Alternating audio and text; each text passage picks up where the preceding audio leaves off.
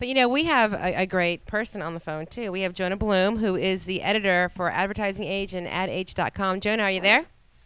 Yeah, I'm having a little bit of trouble hearing you, but I'm here. Can you hear me now? Yeah, just about, as I say. Now, I'll let you know if you really drift away. Now, you have an accent. No, really? Yeah, I do. You have an accent too. You do realize that. Yeah, but mine is dull and boring. Yours is very romantic. So where do you come from? Well, I think that all depends on where you're coming from. I originally hail from London, in England, although often mistaken for Australian as well. Oh, well, I could see that, but it is a little bit more refined London, though, to me, actually, to be honest with you. Oh, well, I think so, obviously. Yes. Well, I think it's far more refined. Tell us about yourself. I mean, you have a cool job. You're editor for Advertising Age and AdAge.com. I mean, how did this role land in your lap, and how did you get that? How did I get that? I honestly, I really don't know. I think I got very lucky with that one. I was editing. I was sent over to New York to edit a magazine called PR Week.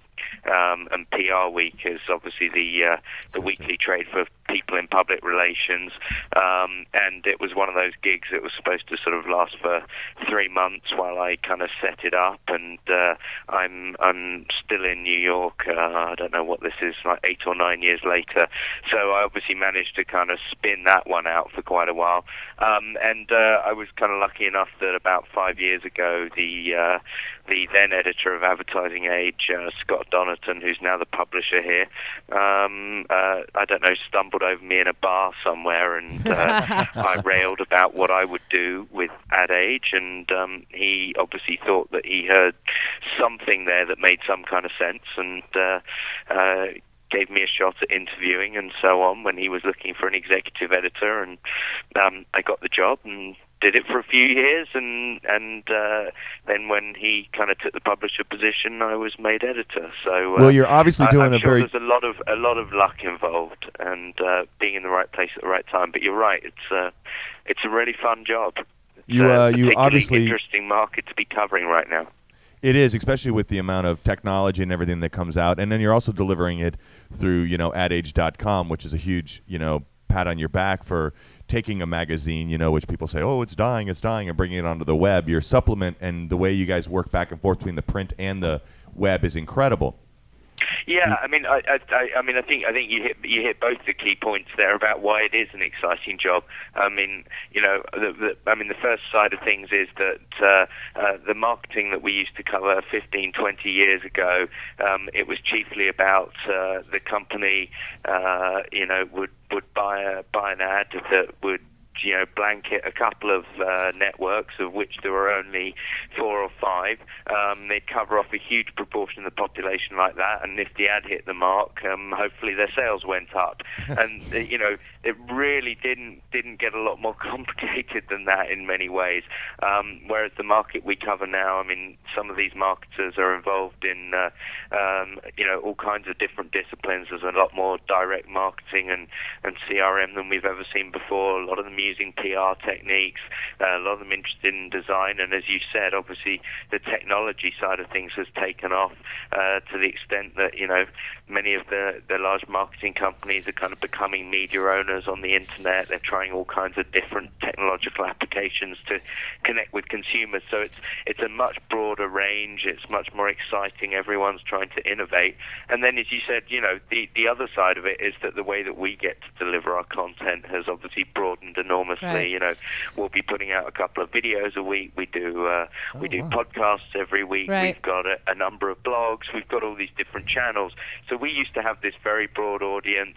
We still have a very broad audience, but where we're covering, the marketers, the Coca-Colas and McDonald's of this world, we're covering the different types of agency out there, the ad agency, the direct marketing agency or whatever, and we're covering the media owners, the TV stations, the magazines, and so on.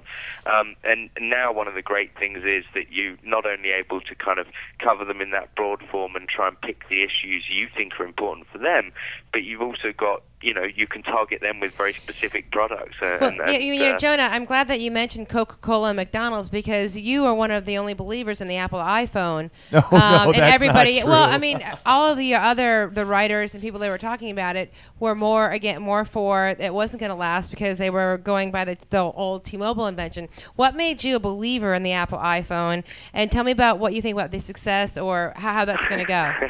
No, well, please. I don't know whether I would necessarily have called myself a believer. It was partly, I was reading one of my fellow columnists talking about how it would be a complete failure, and sometimes I like to be argumentative and wanted to disagree with him. I am also, though, I am one of those kind of people who some of these columnists would condemn. Who I am a bit of a sucker for Apple products. I think they're very, very easy to use. As someone who sort of my work life is all conducted through Windows products and enormously awkward and restrictive, and I look forward to going home and working on my Mac at home.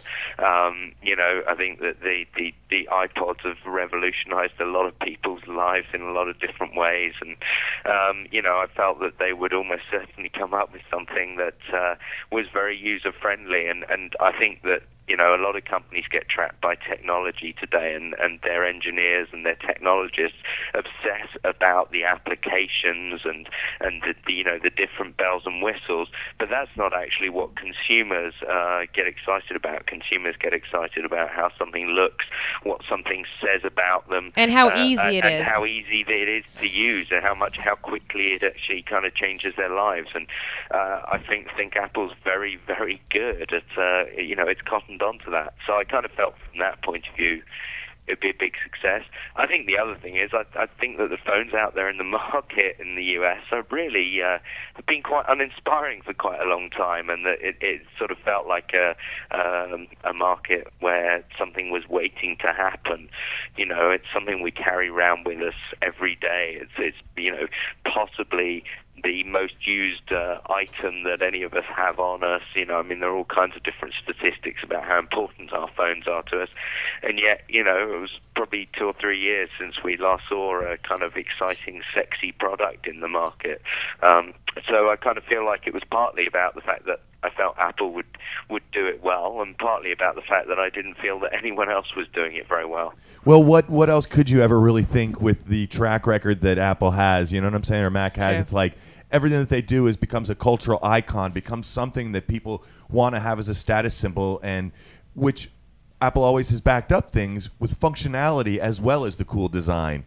Exactly. Jonah, we really appreciate you being on the show with us tonight and elaborating on your on Ad Age, your expertise, your advertising age, and your expertise, and the iPhone and everything like that. We look forward to being able to spend some more time with you here in the near future, maybe. Yeah, no, I'd be happy to do that. Maybe we could do a double segment thing or something next time, okay? Because we do, because we really, really enjoy the whole advertising world. That's what we do every day. We're part of, we're part of a community here that we want to see launch and be taken more serious and more serious. And the connections of people being able to listen to someone like yourself, elaborate on certain things that are out in the world, just thrills everybody and really keeps our audience there and growing. So thank you so much, Jonah. Do you have any contact information? Jonah, do you have any contact information? You contact me on my email is jbloom, BLOOM @adage.com. Thank you very much. It was a pleasure listening to you. Thanks. Bye. Thanks, Jonah.